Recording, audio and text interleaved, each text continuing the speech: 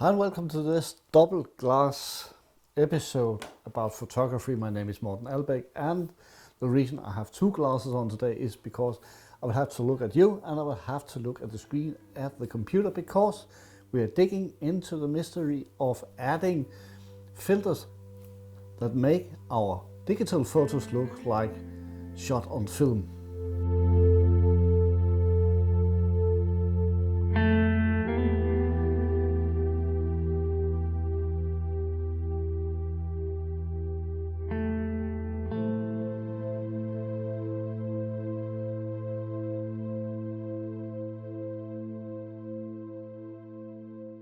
Today I will reveal how we can change our digital images to look like they were shot on film with the help of the Dehancer tool. This episode is sponsored by Dehancer, and I have been asked to make a review about this tool where we, in the post-production in Lightroom or Photoshop, what you prefer, also on your iPhone, can change your sometimes a little bit flat images to look like they were actually printed on a piece of glossy paper.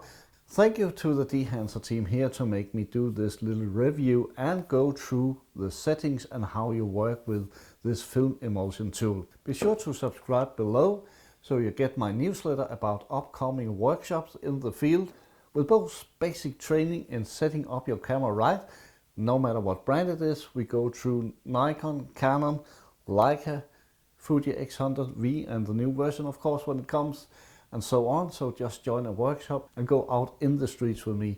There will also be masterclasses available where we will go through Lightroom settings, how we work with it, and of course this Dehancer tool on top of that.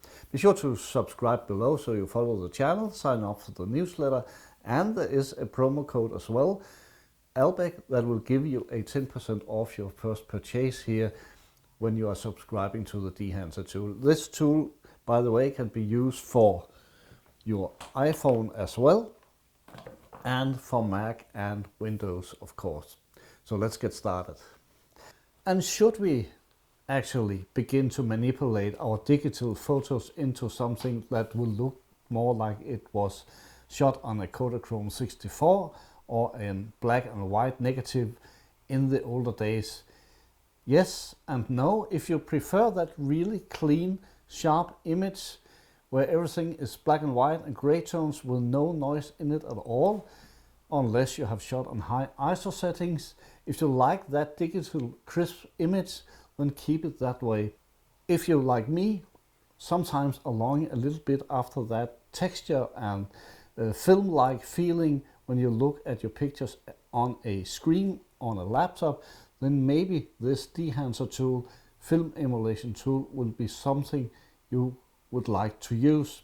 I will take you through how I work with the Dehancer tool, what settings are available at the moment. They will be updated regularly, and then we will have examples on how it changes a more or less flat digital image into something with that film-like feeling. First of all, I have to change my glasses, because this is my lookout glass, and then I change into my office glass here so I can look better at the screen. Pictures captured on a digital camera are actually a little bit unsharp, so there are tools in Lightroom and post-processing programs that will make them look more sharp. I will not take you through a lot of that into Lightroom, that's a different story. But I will take you through what this Dehancer tool will add to your pictures. So if you like that film emulsion feeling, where you have it like it was printed on glossy paper or matte paper, there's a lot of different tools you can use in there to give it that feeling. And with everything else, it is about not overdoing it. But I will show you a few examples from a shoot I had last week in Berlin, a street photo session, and here I will take up some of those shots. I will look at them as they were in the raw version, then in a enhanced version from Lightroom with corrections of highlights, contrast, and so on, and sharpness. And we're not talking about focus, we are talking about pixel sharpening, so they look a little bit better and not too soft, but that's what I do in Lightroom is to enhance them a little bit so they look better. And then let's take a look at the Dehancer tool, which is a program that works within Lightroom, incorporated into Lightroom. It opens in a different window, and I will show you that step by step and see what that does to an image. So if we take a look at the screen, I have opened Lightroom, and in here I have a shot from a cafe at a museum in Berlin. It is a little bit underexposed, as you see it here. Let's put it up in full size. And I always underexpose my pictures a little bit because it's much better to lift them afterwards, bring out the shadows a bit, instead of trying to bring blown out highlights, because that is simply not the best way to do it. It's more difficult to take information from blown out highlights, even from raw files. If you shoot in JPEG, you will have even less to work with. So I shoot in RAW, but you can shoot in JPEG as well, and the tool will work the same, but you will have more information to work with if you use the DNG version. So first of all, this is the full screen of a girl in red. So this is a color photo where the reds and oranges are the interesting part here. So if we go out of that mode and look at the right side of the screen, where you can see I have just added just a little bit of exposure, but what I will do normally is I will drag the slider up, and if we zoom in at the picture, the most important thing here is the face, to have the skin tones right. And in here now we have also brought the highlights up. So what I can do in Lightroom, and what I will do before I begin to use the Dehancer tool, is that I will correct what I think is necessary to correct in here in Lightroom before we use that tool. So I will use a brush, select the, you can select the highlight up here or the exposure. We have highlights here, exposure here, but I select the highlight. That brings the highlights down at the brush. I'll bring the exposure just a little bit down too. Then I make the brush a little smaller, paint over this area. I will not do too much, just bring it down a little so it's not that overexposed. Then I will make a new layer up here, select the brush tool again, whiten it up, giving a little bit more on the exposure. I just set that manually. You can also go into the custom modes, select either exposure, or you can also use lighten, so you're not bringing everything up but only the light areas. So I will use that tool to bring up the face skin tones a little bit here, painting some, then adding a little exposure, not too much, shouldn't look artificial in my opinion, giving a little here and there and over the eyes. Let's zoom out, and now it looks more pleasing. Then we have the areas around here where we can darken things down and stuff like that, but that was just an introduction to what you should do first. So at the next picture I will put up, let's go in full mode. I have already done these things. So I shift from this, the raw DNG, just alter a little, and then to a cropped version. I crop that person out in the background because it's a much cleaner, crisper image without that person leaning in there. So we have the red tones, you can maybe see just a little bit in the background of the blue, but that's okay. Here we have the final framing, and then if you want to work on that image already altered, then we need to open the Dehancer tool, because in there we can begin to tweak the chroma and the settings of highlights, and I will show you that in a moment. So what we do is that we either right click at the picture up here or at the timeline down below in Lightroom. So I right click, and then at the 6th line in the 3rd section, 4th section, there is edit in Adobe Photoshop. First, we're not interested in that. We open it in the edit in Dehancer Lightroom. And there is a throughout information and very fine instruction. When you buy this Dehancer tool, you download it, you upload the file, and there's a very clear instruction on how to install it. And then right after, it will show up in this window and you can begin to work with it. What happens is that it will now open in a second window on top of Lightroom. It says edit a copy with Lightroom adjustments. That means I keep my adjustments and can go back and work with the picture again somewhat afterward. Before we do that, we can check copy file options below. Open that. So it says it is now worked in a TIFF file format. You can also choose PSD, Photoshop developed format, or the JPEG. I keep the TIFF. It is fine as that. It has a lot of information and that's enough. The resolution is 240, compression none, and bit depth could be set to 16 bits component, so you get as much detailed information as possible. Always make your computer work slower, so you need a computer with some faster software, some harder software to work with that, else set it to 8-bit component. I close that again, it will save those settings, and we click edit. Then it opens up a new window. It says up here in the left corner, prepare for editing. Now it gathers all the information. This takes a few seconds. Then a new window is activated. So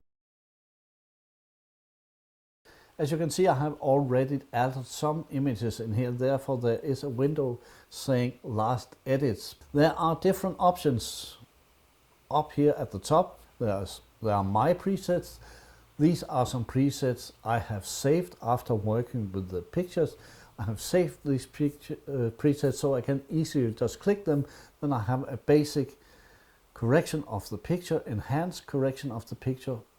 So you can easily select some of your saved settings from before, and then you just have to alter them a little when put into the Dehancer tool. So the last edits will always be remembered at top right, and then the original will be at the left, changing just a little. If we zoom in here, close into the face, you'll see when I click, this is the original, and then from the last edit, you can see something happens with the highlights and the skin tones. And this is because the last filter I used is now put on top of that.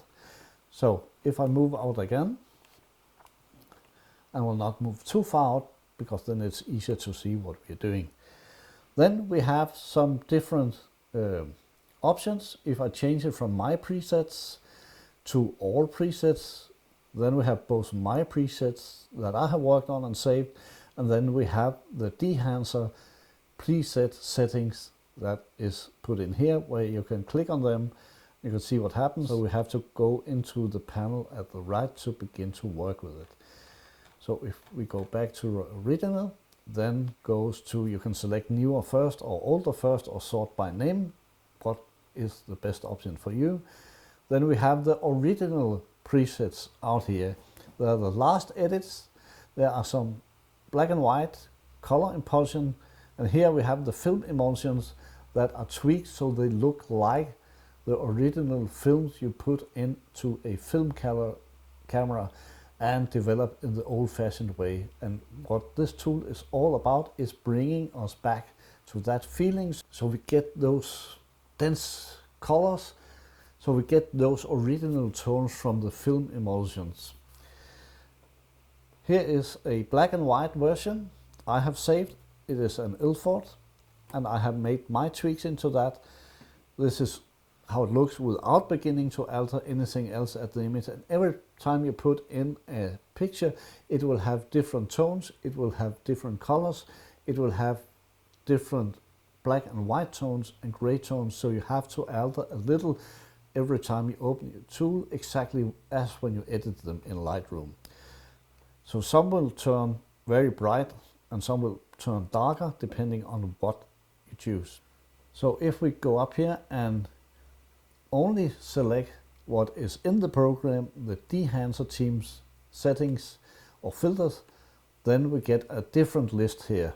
So all of my own are now disappeared, but you can easily get them up here under My Presets. Again, they will always stay there.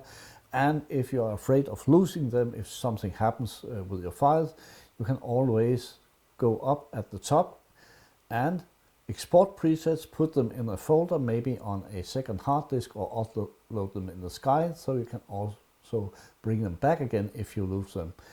And you just do that at the import preset here, then you have them right back. When you want to save a preset, you hit the plus button here, and then you can save your filters. The only thing I think is a little bit naggy about this is that I would actually like to be able to go in, alter a preset I have already done with some tweaks, rename it so I have a second copy, but there you have to choose a full new preset, and then you can delete the other one if you're not satisfied. So it would be nice to be able to alter it and rename it if that was possible. So if we go down here, you have a Polaroid Polar Chrome filter. It tweaks the image pretty much like this. Then there is a Lomochrome purple version, X100 to 400, and that will mean ISO settings from 100 to 400, a film emulation that try to adapt the characteristics of that film from when we shot on film. And so there are a lot of different, here Kodak Eastman XX will make the picture look like this. If we zoom in, you can see it is pretty grainy, but give you that film-like look to your image. And all of this is aimed for pictures looked on a computer screen, not for print, because on print all of this would happen, not all of that, not the grains, but the film look for glossy paper will be there if you print on glossy paper. So there you should not use that specific setting in the film enhancer mode here, a dehancer mode. There you should just apply the normal settings, the grain and the tones and so on, but skip the setting that shows glossy or matte paper and so on. But here you have all the filters, and there's enough to dig into. We have a Fuji Velva 50 here. As you can see, it makes a really great impact. So if we, for the fun of it and to see what happens if you choose that filter, what can you then actually do within this program? So what you can do is, if we go to the right panel at the right side over here and up to the top, we have some different options. We have the source of the material we're working with, and here we can begin to drag and push up the exposure when needed. So we do that, and we still have a really corny looking picture here. So that's a good example just to show how far it can go. It can also go too far if you don't take care. We can make a temperature compensation that is like a white balance filter. If we pull that down, we get like some blue, over blue lights at the top.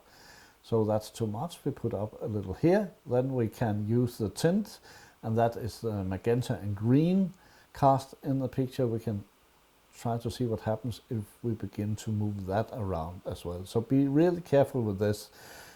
It could be nice to have a white balance tool here where you can click in the picture here. So be sure to do that before you open it up in the Dehancer tool. Make your basic settings in Lightroom and then alter these film emulsion settings afterwards. Then we have a film developer tool here. It is not clicked on here, so you have to wing it before it takes effect. Then you can give it a contrast boost, which ruins the picture totally when we do it too much. But we can also lighten up the shadow area, so setting the contrast lower. Then we have a gamma correction tool. If we put that up, we begin to darken the picture even more. Or we can go to the other side and begin to brighten everything up. And you will have something that is overlit and something that is correct. So let's just neutralize this a little. And if it is too difficult for you to hit the exact value here, you can click the window over here and click 0 on your board, and then you will have set it back. You can also use this reset tool, reset tools settings to the defaults if you regret what you have done. It is not possible to press Ctrl Z and step backwards like you can in other programs, which will also be a nice feature to have if you work a little too fast. Like I sometimes do, it's nice to be able to regret and go one step back at the time. So we put the contrast boost down a little again, and then we go to the film compression tool. This is also not winged, so we have to click that to make it go in action. And already here you can see something happens. If we go up close to the face, I will remove it. This is without the film compression tool, and now I put it on, and here you can see how the skin tones are getting a little bit nicer. The highlights are toned down, and remember we are working with the Fujifilm Velvia 50 development tool over here, so if you choose another tool it will look completely different when you begin to alter it in this setting. So there is an impact line here where we can switch it down to like 0, so it has almost no impact. If we put it off, nothing happens because we have pulled the impact down. There is no impact at all. We can put it up to 100 with full impact. Here you can see the difference when I click it off and on again. And all of this is all about your taste, how much you would like to change the image. I put it down to around 50, or I can put the value in here, 50, hit enter, and then it's how it is. Then there is a white point, and that is the highlight, or the white, not the highlights, but the white in the picture. And because we have white on the cheek here reflecting from the ceiling light up here, you can see what happens at the face when I put it a little down. Then we increase the white. That might be more logical if it goes to the right, but give and take. So if I go over here, I put it down. So let's go up to the lights in the ceiling, which are blown out lights. See what happens if I again put the white point over here. If you like it to blow out like this, then that's a choice. If you want to tone it a little down, then you can simply drag the white point marker in that direction. The same with the toner range. That will change it to being a darker all over the image, not just the white, but the full image. It impacts all the middle tones. Then we have color density, and it's a little bit more difficult to see how much that changes in this picture, I think. But play around with it and see what happens. Then we have an expansion tool. I will click it off first. Here you can see it changes the picture a little to the brighter side. I put it on again. That depends on the setting that was put into the preset here. So I click it on, and you see it changes off and on. There's a black point here. It is like the white point up in the film compression tool. So we can make it much darker, and here when you turn it to the right, it actually makes it darker, which is logical for me. If we go to the left, it lifts all the dark areas. Here we are not talking so much about middle tones, we are talking about blacks. So I reset that, mark the window, hit enter at 0, and here we're back to basic. Also in here, you have a white point where you can begin to play with it. And what the big difference is between this and the film compression setting is more technical than I have knowledge of. I'll just say try, change things, and when you find the right thing and you know you have other pictures where you want that mood, save it as a preset. You can name it when you save it. You cannot change it afterwards, but when you have saved it, give it a name that makes it logical for you to remember that setting, and then you will have a lot of presets over there. You can click your way through and see what fits exactly that picture. So if we turn it off, there's a little bit of a difference, not much, so we keep it then. Then we have this print setting. I will click it off first, and this is how it looks when we have no print settings. print settings is an emulation of how it would look at glossy paper or matte paper or something else. It will try to reflect that. So if I click it on, you can see there is a window here we can open. If you go back to linear, it's like it would look on a computer screen without adding anything to it. If I click that off, it changes a little, so it gives you a more contrasty look than without it. And here we can choose a cine on film look. It will look like that. We can, and this can be altered as well. Then there's a Fujifilm print film look. There is a Kodak print film, will look like this, just a little change because we are working with something that is close to that. And then there is a Kodak Endura glossy paper looking like this. All of this is exaggerated just for the purpose of showing it. In the settings below, we can hit the neutral print up here and we're back to basic. And then there is saturation at the end. Here we can go into monochrome. So this is an example of how to alter this kind of picture, and none of this looks really good, so this is just to show the edges of it. So if I go back to the Dehancer team filters and I select a Kodachrome, an Ilford XP2 Super 400, it will look like this, and now I can begin to work with my picture.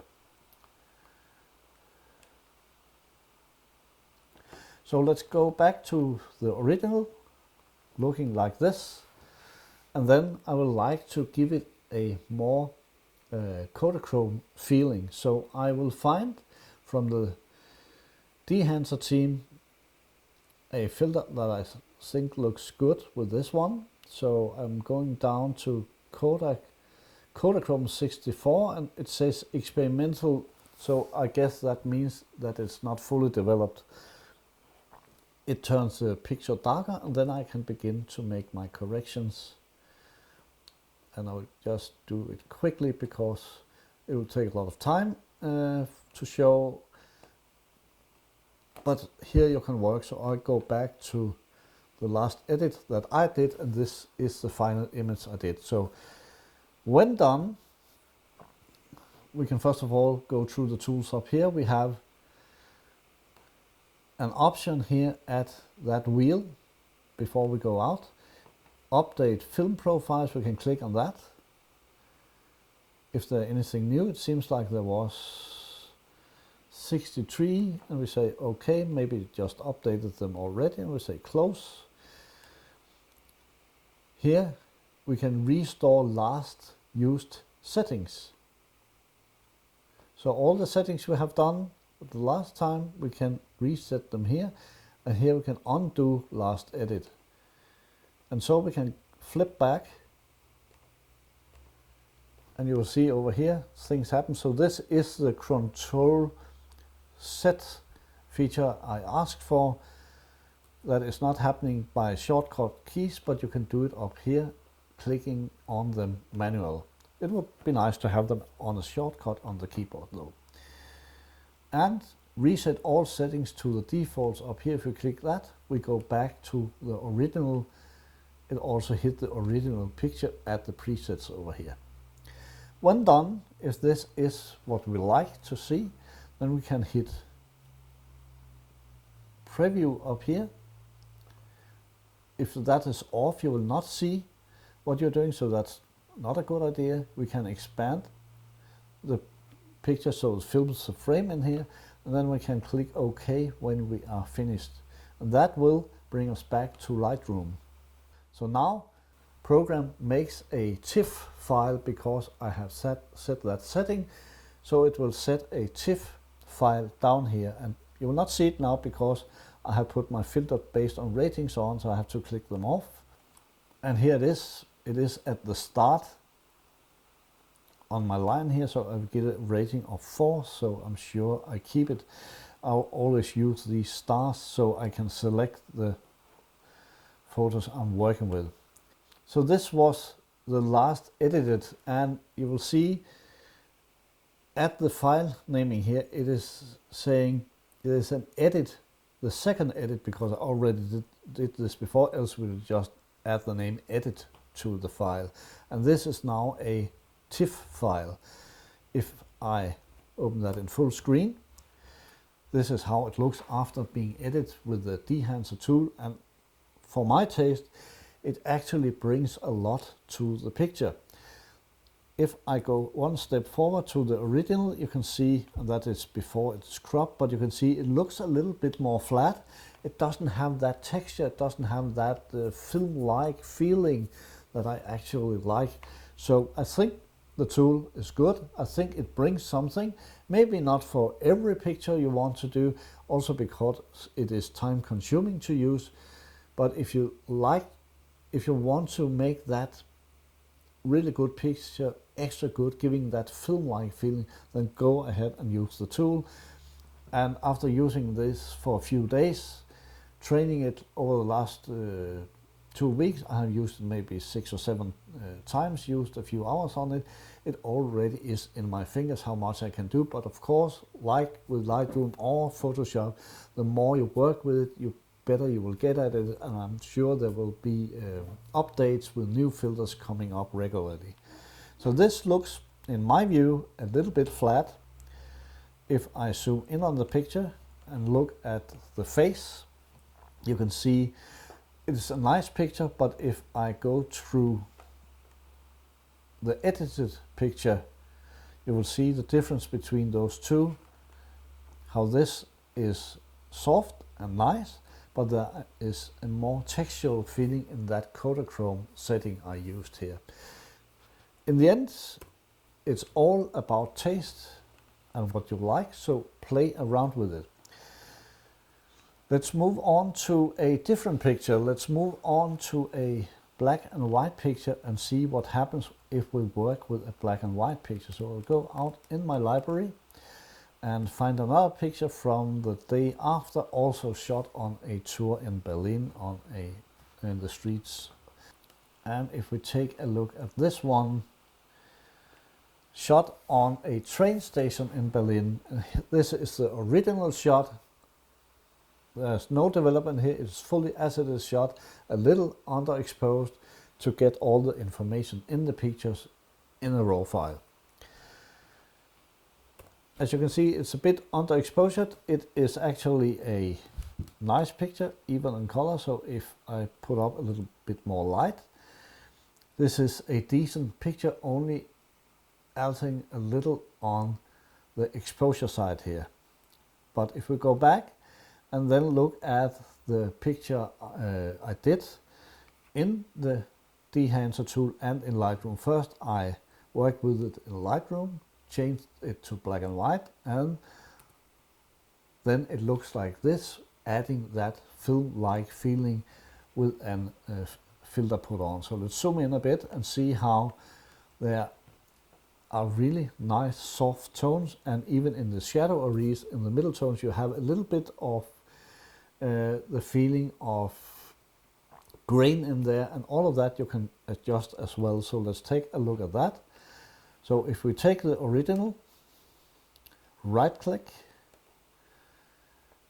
edit in, Dehancer Lightroom, say edit, let the program open, then we can begin to work with it. I'll put it up in full screen. Then I will go down to one of the presets I used, so don't waste too much of your time. So I select my presets, and here I have a black and white setting I have used before. There are two. One that is an Ilford, I named that Ilford. It is a little darker than the other one that I have besides it, where I have enhanced it all a little bit. So, and there's a third version down here where it's too light, but that can be changed up here. But let's go through a black and white image. Let's zoom in so we get it right on the skin tones. There's an exposure compensation tool here. bring that down just a little bit. And in Lightroom as well as in the Dehancer tool, it should be more or less without meaning to alter anything at the temperature compensation, but it actually does. If you change it, you will see how skin tones get brighter. If you go to the blue side, if we go to the warmer side, it's toned more natural. Then if we drop down to film grain, there's a film grain tool here, we didn't touch that before. We can wing it off and see how that makes it look like that digital image with only very little texture in the skin tones. I click it on and we see how it changes. And then we can determine how the ratios or the size should be of the corners. How rough should it be and how much of it should there be. So the amount down here, just to exaggerate, we can put the size down. That will help, but there are too many here. It looks like something shot and developed really hard. So this way you can bring it up and down, and you can make a change in the resolution too. So as it looked before, because the resolution was low and we added those grains, it make the picture look a little bit blurry, a little bit unsharp. So therefore it's important to put up the resolution some when you add grain, so you don't lose too much sharpness. But it's all a balance, and you have to work with that for each picture to see how it works. Then there is how much it will impact in the shadows. If we look at the rear just at the left of her face, the midtones, the highlights, you can change all of that and alter it until you think it's right. And then you can here select a film type. If it should be negative, you can see how much that does to the picture if we zoom out a little, or if we choose the positive adding of the grain. Then we have an analog setting and a digital experimental setting, and truly when I just look at the whole picture, I can't see a really big difference. And then there's a bloom effect on the highlights. If we go in close up here, if we put that off, you can see how the highlights surrounding that light will be affected by putting it on. With the settings now, you can choose how the highlights will behave, how big the impact will be. There's a source limiter. It also affects the highlight skin tones on the face at the same time, so you have to be careful how much you do, how detailed it should be, the diffusion more or less, and again look at the skin tones down at the face. They are also impacted by this. So you should not only look at the highlights on lights, you should also look at brighter areas in the picture and get general, because this tool doesn't separate the windows from the face or this highlight from anything else. You cannot do that in this tool. It impacts the overall picture. So everything you want to do in detail, do it in Lightroom first, and then do the final changes, putting that film emulsion on top of it afterwards here. Hit OK, and we'll save a copy of that picture.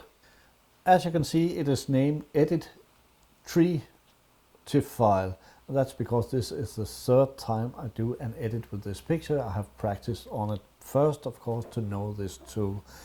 So here it says it is number 3. I hit my keyboard number 3 to give it a rating of 3 stars. So I remember this is a picture I want to keep. I can put it up in a full size, and I have this texture that I really like about this tool, where it brings down the tones to a more film-like feeling. And everything is about how far you will go with it. It's up to your personal feeling. I really think this is a cool tool, and I have to admit, that I have been a little addicted over the last 2 weeks to put that filter on almost every picture I do. For those street photos with that special attention, then I will absolutely put it in the Dehancer tool to give it that more film-like feeling. But it's all a matter of how much you will apply in it. It can just be subtle changes, or you can give it a really artistic feeling. So have fun with the Dehancer tool. This was a little lecture about the Dehancer tool, the film emulsion tool. Back to normal glasses again. Use this as you prefer. You can make your own settings. You can use the predefined settings from different film emulation setups, mirroring, Kodachrome 64, and all the other Ilford black and white examples you will find, and they will be updated regularly. If you are interested in subscribing on those filters, then just use the discount code, the promo code Albek. It is in the link below. You can join it through my website. You will get more information on how to join, and then you will get that 10% discount from your first subscription order. And if you'd like to know more about photography, training in the field, street photography, maybe even joining a masterclass, then they are available also through my website. Sign up for my newsletter and you will get informed on new blog posts, articles and YouTube videos coming up here. So please join, subscribe to this YouTube channel, and thank you for watching.